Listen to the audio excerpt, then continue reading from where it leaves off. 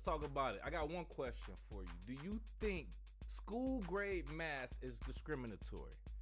AKA, do you think math is racist? Because we got stories that saying that it is, or has been at least. We also gonna talk about music, sports, and more. That's all coming up. You kicking it with KC, baby. Yeah, popular topics. Let's get into it. Pop tops that you may or may not hear in the news. George truly, KC MC. Appreciate you for kicking it with me. All right, so this is actually coming from CBSNews.com. Pittsburgh Public Schools is introducing anti-racist instruction in math classes as a measure to address racial equity. The district aims to improve math performance among students of color and reduce the achievement gap.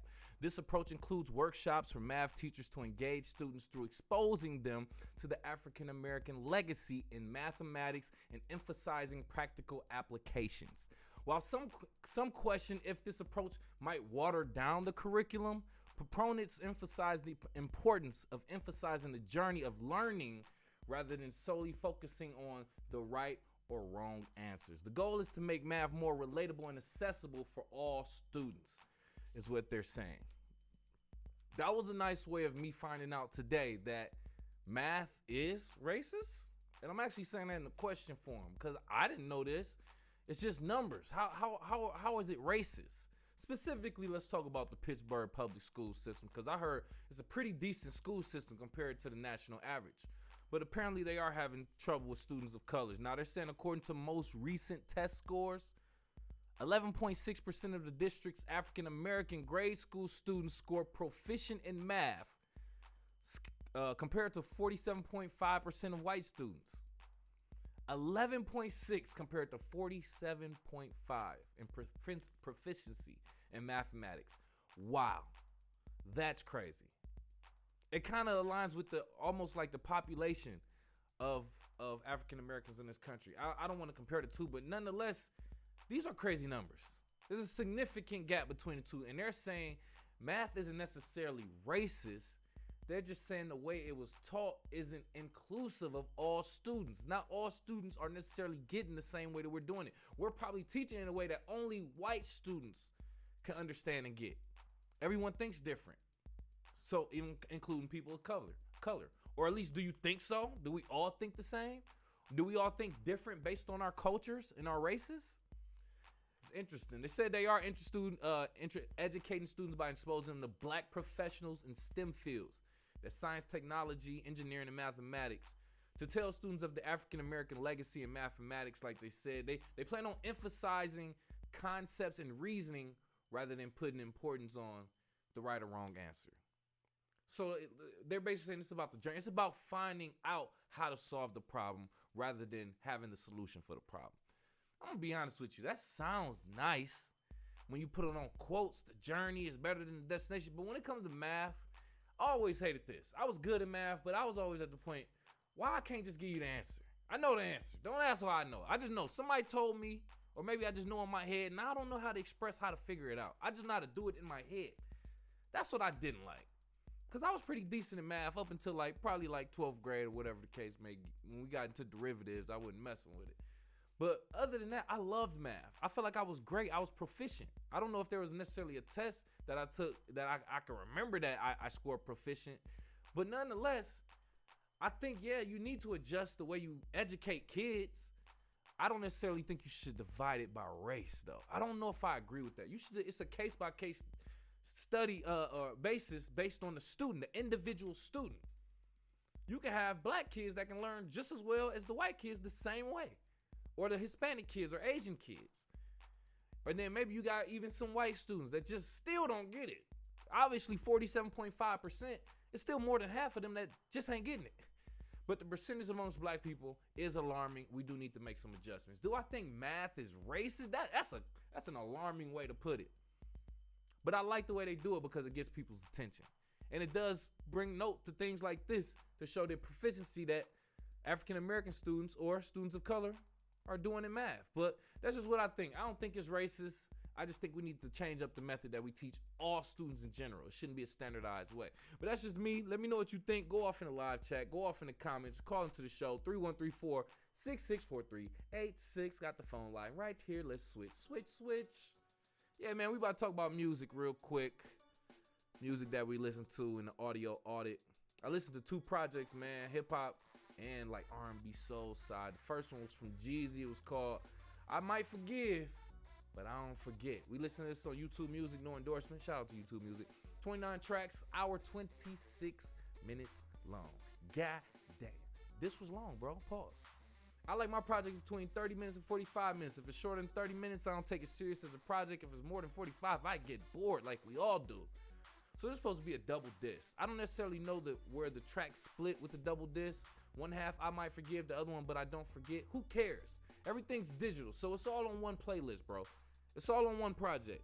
I don't know what current singles are playing on the radio, but a couple songs did stand out to me. Out of 29, about 7 of them, My Name, Trust No One, that was good. Couldn't Lose If I Tried was good. Don't Cheat, Real Niggas Don't Cheat. I like that. I like that narrative. I love that song altogether. It was a song called Expectations. It mentioned a lot of things that he did. A lot of this project was him talking about what he did for people, how they hurt him, how they turned their back, how they had certain expectations, how another man that he was allegedly, I guess, had on his payroll was expecting him, Jeezy, to do so much for him. He like, how you expect some man to teach you how to be a man, or how you expecting a man, you know what I'm saying, to get you together. I get it, bro. This whole project was about that, but you gotta put some names on these bullets. I want to hear some names. I want to hear exact names of these people you talking about. Other than that, you being a chatty patty if you ask me. If you talking about people that you diss, people that dissed you, people you not cool with, you making whole projects about it, but you ain't put a single name out there, I think you being a chatty patty. Still a decent project. Never Be a Fan was nice. That had Drew Hill. Like that. Live.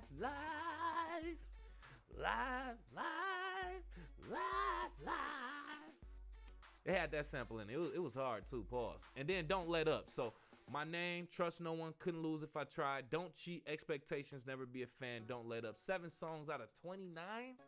We shooting less than 25% out here, Jeezy. That's too many damn songs. Maybe you trying to get out of a deal by making 2 albums, allegedly. All right, cool. But as a consumer, I don't care. Yo, this was too long. Pause. It was a decent project, but I've heard better from Jeezy. But let me know what you think. Go off in the live chat, in the comments. Call into the show. 313-466-4386. I want to switch it up because I listened to a project I wouldn't expect myself to listen to, like I tend to do. Guapale. New project called Colors. I listen to this. Now, I don't know if I want to put this in an R&B category, soul category, urban contemporary category. I don't know. But it's that nice chill vibe, dog. 8 tracks, 29 minutes. This is how you do a project, right at that 30-minute mark. So I can take it serious as a project. This is like, oh, Guapale just put out a legit project, album, whatever you want to call it. 8 tracks. About 4 of them stood out to me. Color My Heart was nice. I like the second track. Purple. Now, I like Purple, but the second half is where it got interesting. It's like one of them songs where it starts off with a flow and then it switches up, goes into something else. So I like the second half of Purple. Then it went into a song called OJ. I think that was the next song. OJ. OJAI. That was nice. I appreciated that song. It was a real zen vibe with that. And the last track on there, Gamble.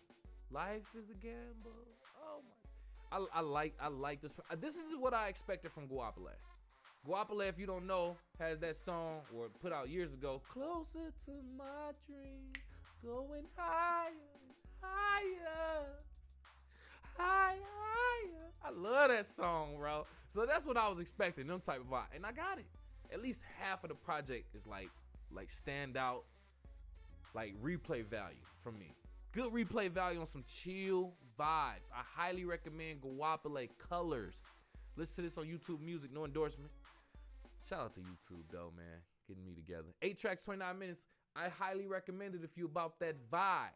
If you ain't listened to it, let me know what you think as far as other artists or projects I should do an audio audit on, or if you have listened to Guapale Colors, let me just think about that project. Go off in the live chat. Go off in the comments. Call into the show, 313-466-4386.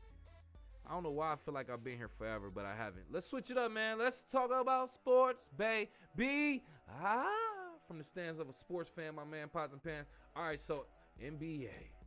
All right, we're just going to talk about this real quick. You know, actually today, Tuesday, November 7th, it's a rare day where there's no NBA games going on. So we're going to talk about what happened yesterday. Clippers played the Knicks. They were in New York. The Clippers took an L, 97-111. This was James Harden's first game as a Clipper, by the way. It was a real good back and forth game. Back and forth with the scoring. Pretty tight game as far as the scoring pause. Knicks showed up in the fourth quarter, though, where it mattered. Where it mattered. The closeout quarter. Devinchenko on the Knicks. Key shots in the fourth quarter. You kept hearing his name. Devinchenko for three. Devinchenko for three. Like, he was going crazy. It seemed like every time I looked up or heard, the Knicks were on a fast break. It's like, what was the Clippers doing? What was y'all offense doing? Like, y'all just wasn't clicking in the fourth quarter. Going into some scoring. Paul George, only 10 points. 10.7 rebounds, 3 assists. Kawhi Leonard, 18 points, 5 rebounds, 3 assists. Decent.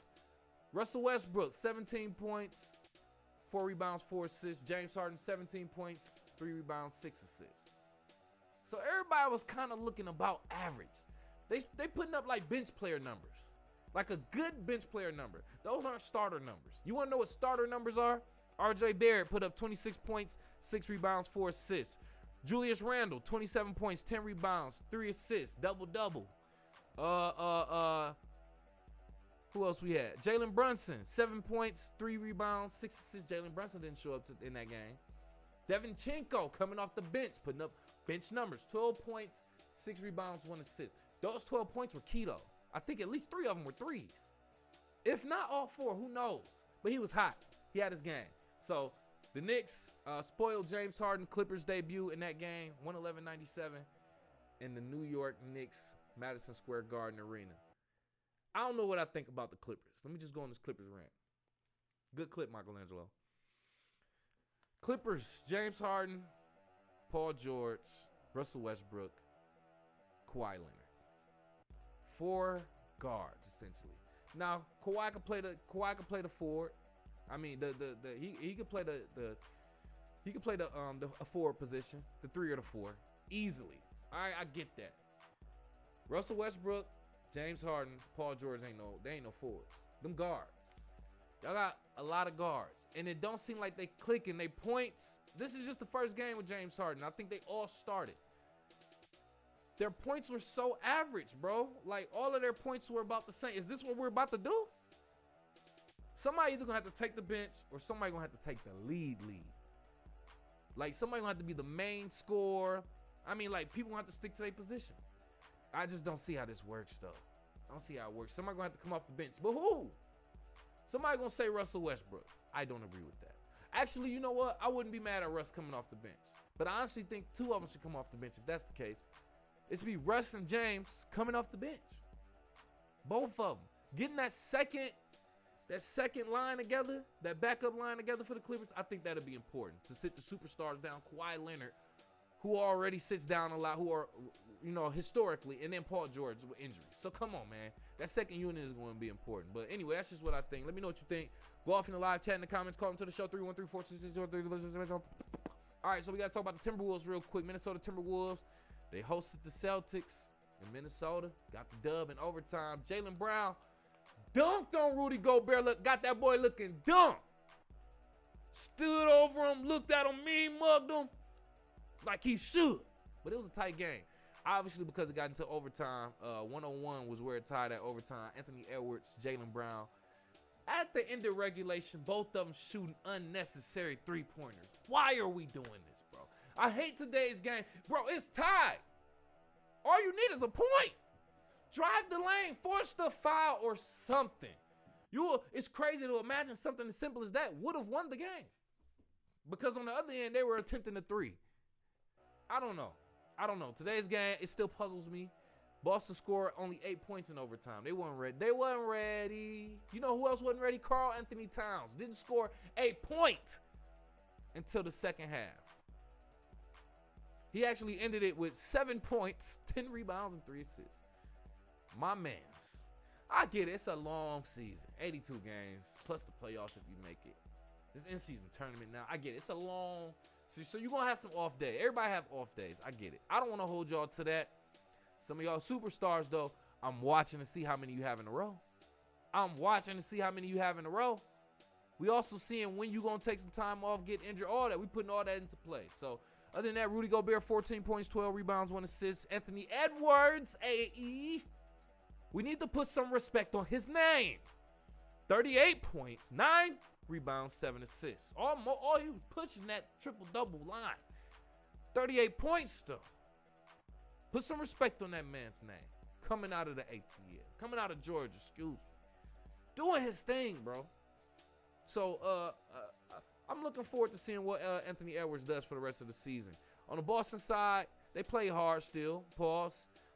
Porzingis, 20 points, 5 rebounds, 1 assist. Jaylen Brown, 26.7 rebounds, 4 assists. I don't think I have Jason Tatum numbers up here. Who cares? They took an L, bro. But that's pretty much it in regards to NBA. Let me know what you think. Go off in the live chat in the comments. Call into the show 313-466-4386. I do want to switch it up to the NFL foosball real quick. Football, I should say. Week 9 officially wrapped up. And Monday Night Football, we had the Chargers hosting the Jets. Chargers got the win, 27-6. That was not a real entertaining game, if we're being honest. Like, for the majority of the game, it was just field goals. It wasn't a real offensive touchdown. It was one offensive touchdown the whole game until like the fourth quarter when they got another one. The Chargers, I'm saying. Jets didn't score a touchdown. 2 field goals were they 6 points. So the Jets look very, very bad. Very bad. Chargers ran a punt back in the first quarter just to let you know how the tempo was going. So that was one of their points. They had at least 2 field goals and then 2 touchdowns. 2 offensive touchdowns. So Keenan Allen for the Chargers, by the way, who I don't necessarily, watch too much, but he got over 10,000 receiving yards with like this crazy ass one-handed twisted catch, turned on the ground, caught that. Woo, it was hard. I ain't gonna lie. Pause. But 10,007 receiving yards for your man's Keenan Allen. So I got to shout that out, man. That was pretty decent right there. That's it in regards to the NFL. Week 9 officially wrapped up. We heading into week 10. My Lions will be playing the Chargers next. So Chargers, get ready, to take that L at least. But anyway, that's it with NFL football week 9. Let me know what you think in regards to that. Go off in the live chat in the comments. Call into the show 313. All right, so check this out real quick. Men's basketball, college-wise. Michigan State men's basketball officially started their season at home at the Breslin Center in East Lansing, Michigan. They actually opened up against James Madison. You know who that is? You know where that is? No, I don't even know. I feel like even students that get accepted, they're the athletes. They be like, oh, okay, I just put in this application because it was free, but where's James Madison? Anyway, they beat Michigan State in an upset. Overtime, 79-76. Michigan State wasn't ready. Izzo, what happened, baby? What happened, man? I mean, it's the beginning of the season, but you starting off losing against a James Madison? This is a whole person's name, bro. Y'all just lost to an individual. I don't know. Good luck, Michigan State. Michigan men's basketball, they start tonight against UNC Asheville. Yeah, the pressure's on. Yeah, we watching. I think Coach Jawan Howard, I don't know if he's actually going to be there. I believe they say he's suspended or he's taking, I don't know what the situation is. I don't really care. The players are on the court. So, Michigan, they start the season today, Tuesday, November 7th against UNC Asheville. Other than that, we do have boxing. I could talk about that, but I really don't care. I really don't care about that. So, we about to get up out of here.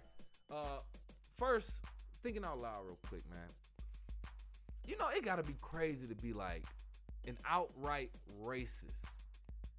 Especially nowadays. And I'm really talking about as a white man.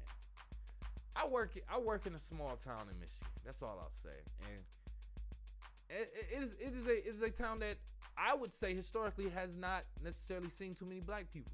AKA they don't necessarily the original population probably don't favor them. With that being said, it is what it is. I still go there, get my check. People I'm around are friendly. But nonetheless, I still run into people who really either give off those racist vibes or actually have been racist, which I believe I talked about before. Just today, I'm walking straight into the building, feeling great, feeling good. See somebody in the parking lot getting ready to do his job. Grown man, I looked him dead in his eyes. As I walked past, he looked square at me, and I said, "Good morning." He looks at me and says absolutely nothing, and literally looks at me with a look of disgust. And I was just, I didn't say nothing. I just, I was on my phone, so I was just being polite at the time. I kept my good mood. I don't let it affect me, but it was just like, damn, your whole mood changed just because I looked at you and said good morning. I wonder if that messed up your entire day as a racist. That's just always weird to me. That's just me thinking out loud. Let me know what you think. Go off in the live chat in the comments or call into the show. 313-466-4386. Let's get up out of here. Do me a favor, man. Kick it with KCMC on all social media.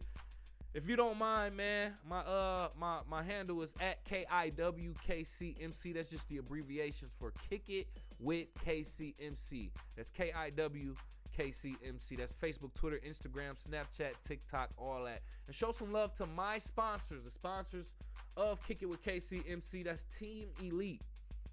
They on all social media, Facebook, Twitter, Instagram at least.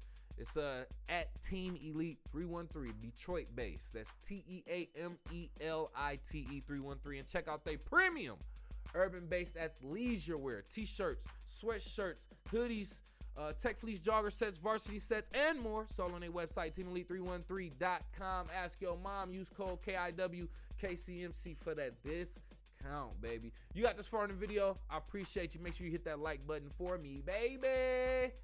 Make sure you subscribe and hit the alert so you know when we're going live, man. That's for the free ski. If you got a couple dollars, donate to the show so we can grow. We appreciate that too. The least you can do is tell a friend and subscribe. Like we said, check out my singles, Juice and Hands and Knees. I got a chill record, Juice, and Hands and Knees, a party record. It's all in my description. All the links to the stories we talked about in my description. Also, we cite sources around here. We got Unk Talk officially returning this week too. It'll be here Thursday. Uncle KG and Unk Talk will be here. So tune in for that also. But other than that, we appreciate you. We'll see you again on Thursday.